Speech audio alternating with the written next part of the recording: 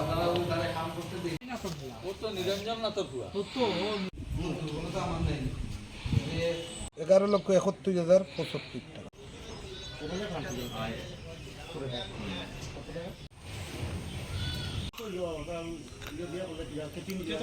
শ্রী সুজিত কুমার আচার্য কদমতলা রামদেবের সঙ্গে সেক্রেটারি।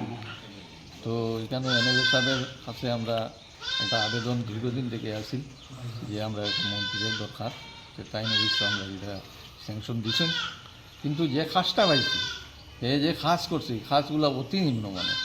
কারণ ওখানে এটার পাকলা ছুটিয়া যা গিয়া দরজা একটা দিছে, এটাও আমরা টান দিলে খুলে যাবে। এটা প্লাইউডের দরজা স্টাইল তো কেউ ব্যবহার করে না। তা আমরা এটাই অনুরোধ যে কাজটা যাতে সুন্দরভাবে হয়, এটাই আমরা অনুরোধ। কন্ট্রাক্টর নীতিশ নাথ সরসুর বাড়ি, উনি আরও কাজ করছেন। আর এটাই এই 22-23 অক্টোবরের কাজ, প্রায় 1.5-2 বছর হইয়া গেছে।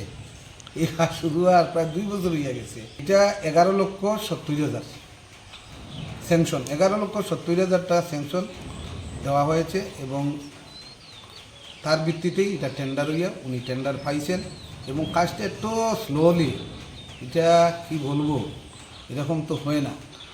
খাস তো আমরা যেটা দেখলাম, উনি তো কমিটির সেক্রেটারি আছেন আর 1-2 জন সদস্য আছেন, আমরা যারা আইসি মনে হইতেছে কাজের মধ্যে একটু দুর্বলতা আছে।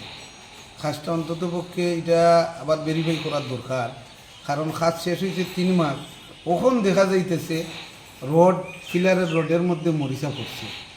তো এই কাজ তো তার গুণগত মান সম্পর্কে আমাদের সন্দেহ আছে।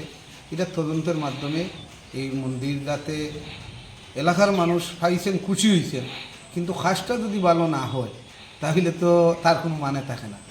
ওটাই আমার দাবি হয়েছে গিয়া কর্তৃপক্ষে যারা আছেন, টেকনিক্যাল ম্যান যারা আছেন, যাতে কাজটা দেখে খুব তাড়াতাড়ি এটা ওই মন্দির কমিটির হাতে কাজ সম্পূর্ণ করে সন্ধে দেওয়া হয়, এটাই আমার দাবি।